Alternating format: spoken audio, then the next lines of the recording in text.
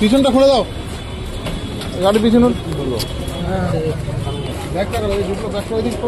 আরে ভাই করো না,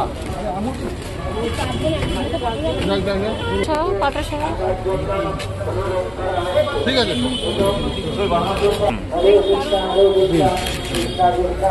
ঠিক আছে।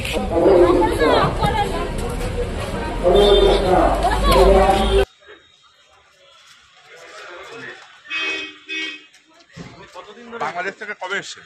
কবে এসছেন বাংলাদেশ থেকে? কার হাত ধরে এসছেন? কার সাহায্যে এসছেন? বাংলাদেশ থেকে কবে এসছেন? আর এই বাকিরা আপনার কার কে হয়? সহযোগিতায় এসছেন? তা এরা আই কার্ড আধার কার্ড এগুলো পেলে কোথা থেকে? আপনি বাংলাদেশে, আপনার পরিবার ইন্ডিয়ান? আচ্ছা, আপনার কোথায় যাওয়ার কথা ছিল? কে করে দিয়েছিল আই কার্ড আধার কার্ড গুলো? কারা করে দিয়েছিল?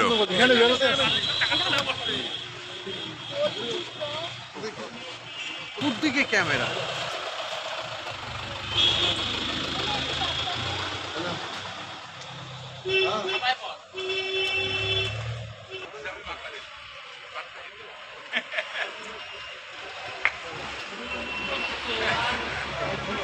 আপনারা দেখছেন আদর্শ তিতুমির পত্রিকা, সঙ্গে রয়েছে আমি ধৃতরাষ্ট্র। আজকে আপনাদেরকে আমরা দেখাবো যে আমরা দেখছি আমাদের রাজ্যের পশ্চিমবঙ্গের বিভিন্ন জায়গায়, পশ্চিমবঙ্গের বাইরেও কিন্তু পশ্চিমবঙ্গের বিভিন্ন জায়গা থেকে বাংলাদেশি অনুপ্রবেশকারী ধরা পড়ছে। বাংলাদেশি অনুপ্রবেশকারী ধরা পড়ছে, খুব ভালো কথা। কিন্তু এমন এমন দেখা যাচ্ছে যে এই বাংলাদেশি অনুপ্রবেশকারীদের কাছে ভারতীয় ভোটার কার্ড, ভারতীয় প্যান কার্ড, ভারতীয় আধার কার্ড, সমস্ত কিছু, মানে নাগরিকত্ব প্রমাণের জন্য যা যা দরকার তার সমস্ত কিছু তাদের হাতে রয়েছে। শুধু তাই নয়, আমরা যে পরিসংখ্যানটা পাচ্ছি তাতে দেখা যাচ্ছে উত্তর ২৪ পরগনা জেলার মধ্যমগ্রাম, বারাসাত, দত্তপুকুর, হাবড়া, বনগাঁ, খড়দা, নৈহাটি, বিভিন্ন জায়গা থেকে বাংলাদেশি অনুপ্রবেশকারীরা ধরা পড়েছে, যাদের বাংলাদেশে রেকর্ড খুব খারাপ, সেই সমস্ত মানুষজন ধরা পড়েছে।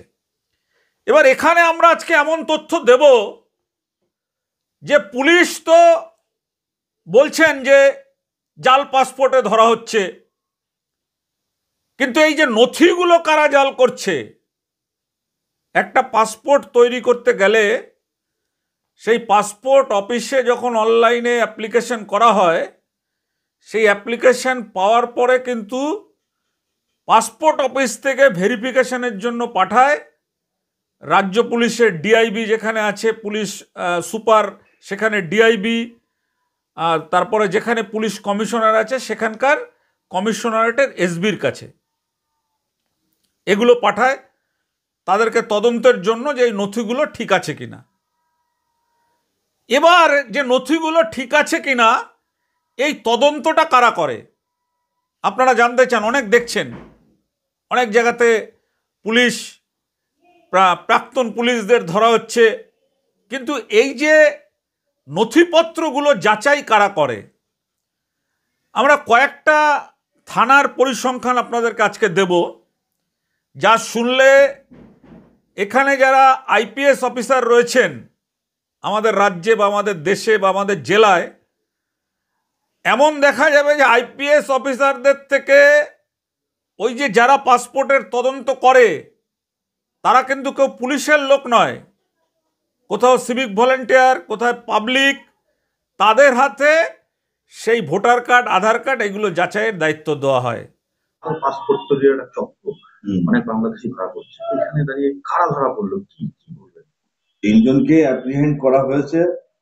এদের নাম হচ্ছে সোহাগ মিয়া, বয়স ২৭, হাসান মিয়া, বয়স ২৪, আর ইয়াসিন সরকার, বয়স ২৩ বছর। এরা without any valid documents, passport, visa and other কোনো রেলিভেন্ট ডকুমেন্টস ছিল না, যার জন্য তারা ভারতে ঢুকতে পারে। তারা ভারতে ঢুকেছে, ভারতে ঢুকে এখানে ঘোরাঘুরি করছিল যখন ওই কলম বাগানের পাশে এলাকায়, একটা এলাকায়, তখন পুলিশ গোপন সূত্রে সংবাদ পেয়ে তাদেরকে অ্যাপ্রিহেন্ড করেছে এবং তারা সদুত্তর কিছু দিতে পারেনি এবং তাদের সন্দেহমূলক অনেক কিছু পুলিশের কাছে বলেছে এবং তার থেকে জানা যাচ্ছে যে এরা কোনো একটা মানে কোনো খারাপ উদ্দেশ্য নিয়ে এরা ভারতে ঢুকেছিল এবং এরা আদালতে এসে এখানে যা বলার চেষ্টা করছে যে তারা অস্ট্রেলিয়ায় যাওয়ার কথা ছিল নাকি, সেটা পুলিশ তদন্ত হবে এবং জাল কিছু কাগজপত্র নিয়ে পাসপোর্ট বানিয়ে জাল এরা অস্ট্রেলিয়ায় যাওয়ার পরিকল্পনা ছিল।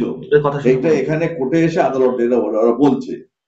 ফলশ্রুতিতে কি হলো দেখবেন, জানতে চান তো আপনারা? দেখুন, আমরা এক এক করে দেখাচ্ছি আপনাদেরকে, ছবি সহ প্রমাণ সহ আপনাদের কাছে আমরা দেখাচ্ছি। বারাসাত থানার যে ডিআইবি অফিস আছে, সেই ডিআইবি অফিসের যে একজন করে ওয়াচার থাকে, মানে কনস্টেবল হোক বা এএসআই হোক, ওয়াচার থাকে।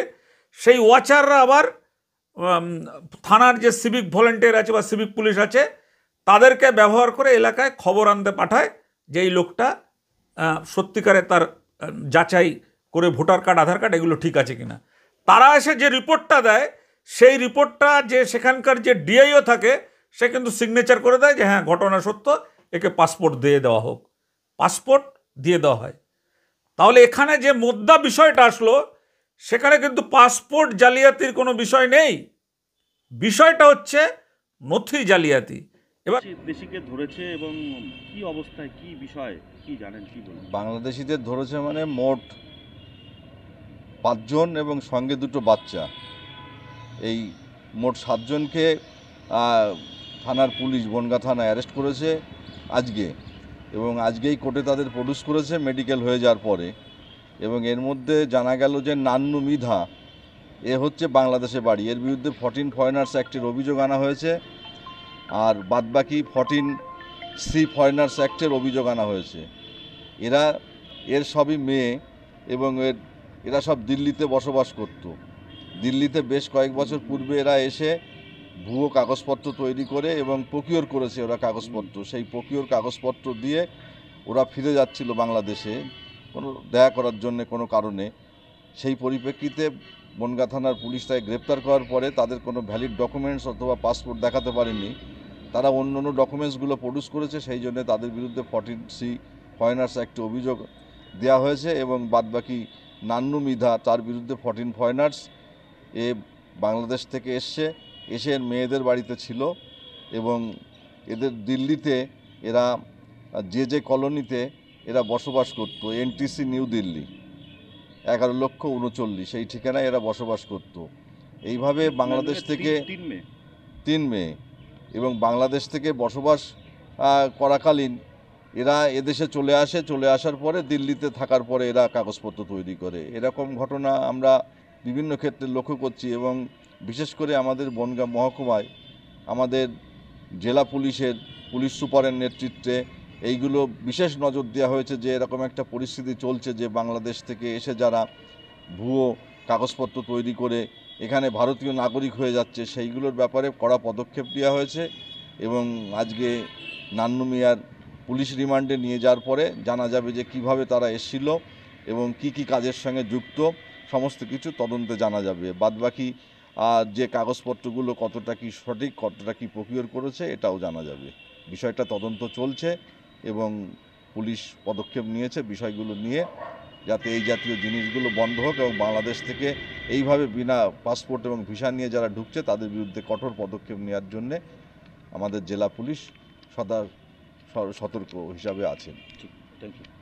এবার আপনাদেরকে আমরা দেখাচ্ছি বারাসাত থানার ডিআইবি অফিসের যিনি এই কাজটা করেন, তার নাম হচ্ছে গোবিন্দ দাস। দেখুন, আমরা ছবি দেখাচ্ছি।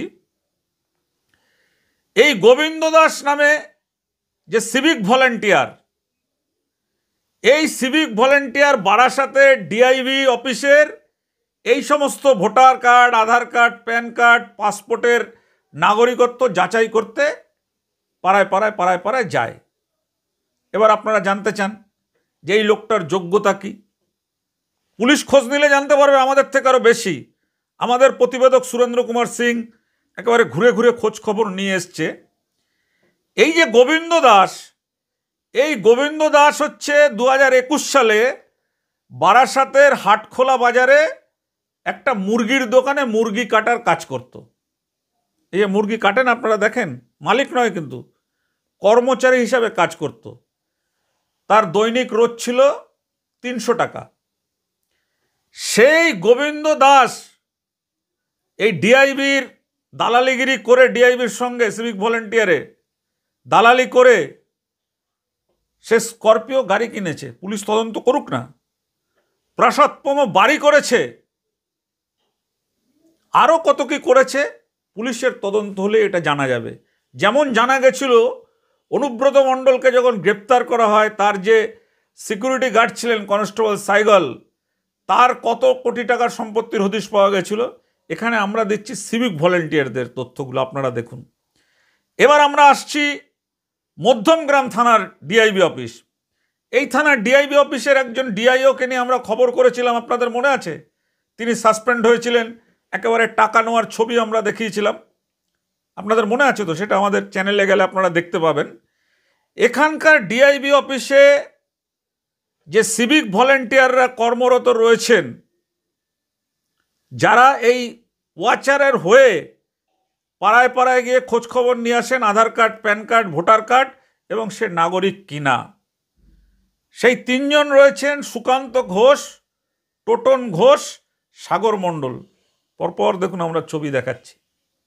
আমরা চ্যালেঞ্জ করে দায়িত্ব নিয়ে বলছি যে রাজ্য পুলিশ ইতিমধ্যেই এই সাগর মণ্ডলের যিনি রয়েছেন সেই সাগর মণ্ডলকে কিন্তু ইতিমধ্যেই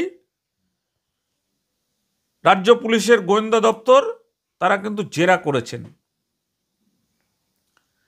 এবার আমরা তাদের সম্পত্তির হদিশ একটু আমরা দেই, তাহলে আপনারা আরো ভালো বুঝতে পারবেন। সুকান্ত ঘোষ যে রয়েছে, তার সোদপুর মধ্যমগ্রাম রোডে 2টো বাড়ির মালিক তিনি। তার হাতে সবসময় দেখবেন আইফোন। আচ্ছা বলুন তো, একজন এই ডিআইবি অফিসের ওয়াচারের সহকারী হিসাবে পাড়ায় পাড়ায় ভোটার কার্ড, আধার কার্ড, পাসপোর্ট যাদের হচ্ছে সেগুলো জানতে যায়, চাকরির ভেরিফিকেশান জানতে যায়, সে 2টো বাড়ি করে ফেললো কোথা থেকে? তার হাতে আইফোন চলে আসলো কোথা থেকে? কোথা থেকে এলো? তদন্তটা কে করবে? তদন্তটা তো করবে পুলিশ। তদন্তের দায়িত্ব তো আমাদের নয়। তাহলে এরা যদি এত পরিমাণ সম্পদ করে, তাহলে এদেরকে খাটিয়ে যে পুলিশরা সই করে তারা কত টাকা রোজগার করেছে? 2 নম্বর গেল এটা। 3 নম্বর দেখুন টোটন ঘোষ। এ পুলিশের তদন্ত হলেই জানা যাবে কত কোটির মালিক। 1 কোটি, 2 কোটি, 3 কোটি, 4 কোটি, 5 কোটি, 10 কোটি, 50 কোটি, 100 কোটি পর্যন্ত আমরা দায়িত্ব নিয়ে বলছি যে তদন্ত করলে 100 কোটি পর্যন্ত তার সম্পদ পাওয়া যাবে। পুলিশ তদন্ত করুক। এর কাজটা কি জানেন তো? যারা সোনা পাচার করে, সোনা চুরি করে ধরা পড়ে, বা হেরোইন, গাজার যারা কারবারি আছে, তাদের একেবারে অন্দরমহলে ঢুকে যান এই টোটন ঘোষ। আচ্ছা এই যে সম্পদ, এই যে আয়, এই আয়ের উৎসটা কি? একজন সিভিক ভলেন্টিয়ারের বেতন কত? 10 থেকে 12 হাজার টাকা। তাহলে একটা পরিবার চালিয়ে 10-12 হাজার টাকা রোজগার খেটে তারপরে এত সম্পদ আসছে কোথা থেকে? আইপিএস অফিসাররা যারা রয়েছেন আমাদের জেলা বা পুলিশ কমিশনাররা বা এসিপি র্যাঙ্কের অফিসাররা, আমি জানি না যে তারাও এত সম্পদের মালিক হয়েছেন কিনা। এই ইতিহাসটা দেখলে কিন্তু, এই সম্পদগুলো ঘাটলে কিন্তু তারাও ঘাবড়ে যাবে। 2021-এর আগে এরা চাকরি পাওয়ার আগে এদের ঠিক মতন খাওয়া জুটতো না, ঠিক মতন এরা খেতে পারতো না। এখন এদের জন্মদিন পালিত হয় কোথায় জানেন? 5 স্টার হোটেলে জন্মদিন পালন হয়। এই সমস্ত যারা পাসপোর্টের ইনকোয়ারি করে 5 স্টার হোটেলে। পুলিশ কেন এদেরকে ধরছে না? কেন তদন্ত করছে না? তা নিয়ে কিন্তু আজকের আমাদের এই প্রতিবেদন। এই যে সাগর মণ্ডল যিনি রয়েছেন, এই সাগর মণ্ডলের বিরুদ্ধে কিন্তু মধ্যমগ্রাম থানায় কিন্তু আর্মস কেস রয়েছে। তাহলে যার বিরুদ্ধে আর্মস কেস রয়েছে মধ্যমগ্রাম থানায়, সেই আর্মস কেসের আসামি তিনি পাসপোর্টের Aadhaar card, voter card, PAN card ঠিক আছে কিনা সেটা তদন্তে পাঠাচ্ছে পুলিশ। তাকে দেখুক না তদন্ত করে এইগুলো ঠিক কিনা। আমরা তো তথ্য দিচ্ছি, পাশে আমরা ভিডিও রাখছি, বিভিন্ন জায়গা থেকে নৈহাটি থেকে বাংলাদেশি ধরেছে, মহিলা ধরা পড়েছে 2 বাচ্চা সহ। সমীর দাসকে ধরেছে, বাড়িতে মুদি দোকান চালাতো, কোর্টের মুহুরি। তাকে ধরেছে। কৌশিক মণ্ডল, চন্দন চক্রবর্তীকে ধরেছে। বনগাঁ বাগদা সড়ক থেকে, কলমবাগান থেকে 3 জনকে ধরা হয়েছে। মোহাম্মদ সোহাগ মিয়া, হাসান মিয়া, ইয়াসিন সরকার, এরকম অনেককে ধরেছে। কিন্তু আমাদের প্রশ্ন একটাই, যে পাসপোর্ট অফিসে যারা কেন্দ্রীয় পাসপোর্ট সংস্থা আছে, তাদের ওখানে যে অনলাইনে অ্যাপিল করা হয়, সেই অ্যাপ্লিকেশানে যদি একটা লোকের পাসপোর্ট থাকে, সেটা যখন অনলাইনে যায় তখন কিন্তু সেখান থেকে দেখিয়ে দেয় যে তার পাসপোর্ট রয়েছে আর নতুন পাসপোর্ট হবে না। তাহলে এই যে তথ্যগুলো যেগুলো রয়েছে, Aadhaar card, voter card, PAN card, পাসপোর্টের জন্য, বার্থ সার্টিফিকেট, এগুলো তদন্তের জন্য পাসপোর্ট অফিস থেকে পাঠানো হয় আমাদের রাজ্য পুলিশের intelligence branch, district intelligence branch, মানে ইন্টেলিজেন্স ব্রাঞ্চ যেগুলো আছে সেখানে, পুলিশ কমিশনারেটের স্পেশাল ব্রাঞ্চ যেখানে আছে সেখানে, সেই সমস্ত জায়গাতেই কিন্তু তদন্তে গাফিলতি হচ্ছে। আমরা এমন একটা খবর আপনাদেরকে দেখাবো বা বলতে পারি যে একজন এই স্পেশাল ব্রাঞ্চে ছিলেন ব্যারাকপুর পুলিশ কমিশনারেটের এক মহিলা। সেই মহিলা নীলগঞ্জ এলাকায় বিশাল বাগানবাড়ি, পুকুর করেছেন, জলাশয়, বিশাল বড় বাগানবাড়ি, ফুলের বাগান, বাড়ি, বিশাল বড় বাড়ি। পুলিশ তাকে ধরেছে, তার বিরুদ্ধে তদন্ত হয়েছে। আমরা এরপর আপনাদেরকে দেখাবো, আজকের এই পর্বে তো আমরা এটা দেখাচ্ছি, এর পরের পর্বে আপনারা লক্ষ্য রাখবেন, আমরা দেখাবো সব জায়গা থেকে ধরা পড়ল। কিন্তু যে ঘোলা বাংলাদেশিদের আতুর ঘর, সেই ঘোলা থেকে একজনও বাংলাদেশি এখনো কেন গ্রেপ্তার হলো না। আমরা দেখাবো আপনাদেরকে যে সোদপুর যে গোদরেজ প্রকৃতি রয়েছে, সেই গোদরেজ প্রকৃতিতে বাংলাদেশি রয়েছে। এর আগে আমরা খবর দেখিয়েছি, সেই বাংলাদেশি মহিলার কাছে বাংলাদেশি পাসপোর্ট রয়েছে। তারপর এখান থেকে তার ভোটার কার্ড, আধার কার্ড, বিয়ের রেজিস্ট্রি, সার্টিফিকেট সব হয়ে গেছে। এমনকি তার স্বামী আমেরিকায় রয়েছে, তার বিরুদ্ধে বধূ নির্যাতনের মামলাও চালু হয়ে গেছে। এগুলো আমরা দেখাবো পরের পর্বে। পরের পর্বে আরও দেখাবো যে ঘোলা থানার আমবাগানে, যেখানে বাংলাদেশিদের, আপনারা শুনলে অবাক হয়ে যাবেন, নজর রাখবেন, আমাদের চ্যানেলটাকে সাবস্ক্রাইব করে রাখবেন। আমরা দেখাবো আপনাদেরকে এর পরে যে কিভাবে পুলিশ একটি তদন্তে 3 জন পুলিশ 3 রকমের রিপোর্ট দিলেন। এরপরে বিচার করবে কি আদালত? তো এই যে আমাদের যে নিম্ন আদালতগুলি যে রয়েছে, সেই আদালতগুলিতে আমাদের বলতে খুব খারাপ লাগছে, সেই আদালতগুলিতে যে বিচারগুলি হয়, আমরা আজকে একটা তথ্য দিয়ে আমাদের বলতেই হবে এ কথা, কারণ আমাদের জানাতেই হবে দর্শকদের যে কি চলছে। আমরা দেখাবো আপনাদের সেটা। আজকের পর্বে আমরা দেখাচ্ছি আপনাদেরকে যে পাসপোর্টের ক্ষেত্রে যাদেরকে গ্রেপ্তার করা হচ্ছে তারাই কিন্তু শেষ নয়। আসলে যারা এই পাসপোর্টের সঙ্গে যুক্ত থেকে কোটি কোটি টাকার মালিক হয়েছেন, তাদেরকে কিন্তু এখনো পুলিশ, তাদের এখনো টিকি ছোঁয়নি। আজকের আমাদের সেই খবরটা আপনারা দেখুন। পরের পর্বে আমরা আপনাদেরকে দেখাচ্ছি যে কিভাবে ঘোলা, এখন নয়, ঘোলা থানার যে প্রাক্তন পুলিশ ইন্সপেক্টর ছিলেন বিশ্ববন্ধু চট্টরাজ, তার আমলে কিভাবে রিপোর্টকে চেঞ্জ করা হয়, এবং এখন যিনি আইসি হিসাবে এসছেন তিনি কিন্তু সঠিক রিপোর্ট দেওয়ার পরেও আদালত কি করলো আপনারা জানতে চান তো? দেখুন পরের পর্বে, আজকের পর্বে এটা দেখুন। পরের পর্বে আমরা সেটা নিয়ে আসছি আপনাদের সামনে। পূর্ববর্তী এলাকার লোক এখানে বিএসএফ এর টহলদারি কেমন দেখতে পান? ওরা দিন রাত এক করে দিচ্ছে, সব সময় টহল দিচ্ছে, কোনো অসুবিধা নেই। ওনাদের জন্যই আমরা ঠিকঠাক আছি। সব সময় রাত যাওয়া আসা করছে, কোনো অসুবিধা হয় না। তো সারাক্ষণ চেক করছে এখানে। অচেনা লোক দেখলেই জিজ্ঞাসা করে কে কোথা দিয়ে এসছে না এসছে। তো এই তো পুরো নদী মাতৃক এলাকা, এখানে তো ডিউটি করতে মানে বিএসএফ এর কষ্ট হয়, তাও সারাক্ষণ থাকে? তাও সারাক্ষণ থাকে, সব সময় থাকছে। এর ফলে কি আপনারা কি শান্তিতে আছেন? আমরা শান্তিতে আছি। কেন?